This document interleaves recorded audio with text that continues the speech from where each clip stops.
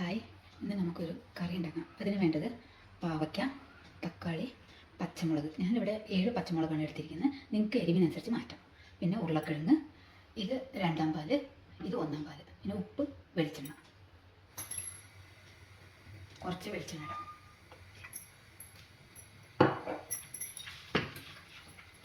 അതിൽ പാവയ്ക്ക,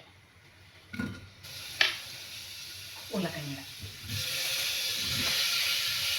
എണ്ണ വഴറ്റിയതിന് ശേഷം പച്ചമുളകും കറിവേപ്പില ഇടണം. എന്നിട്ട് കറിവേപ്പില ഇടാതെ ഞാൻ ഇട്ടിട്ടില്ല. തക്കാളി ഇടാം. അത് ഉപ്പ്.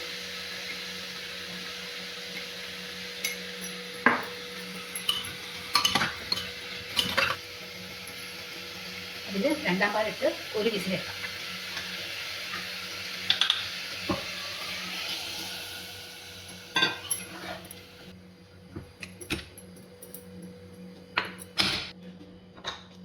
സ്റ്റീം പോയി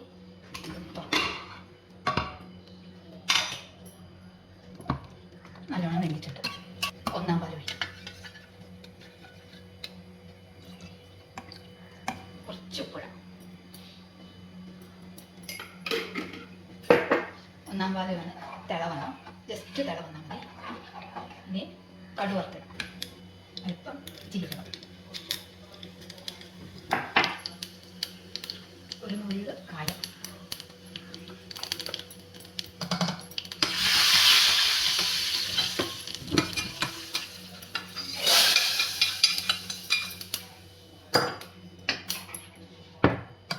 കറി തയ്യാറായി.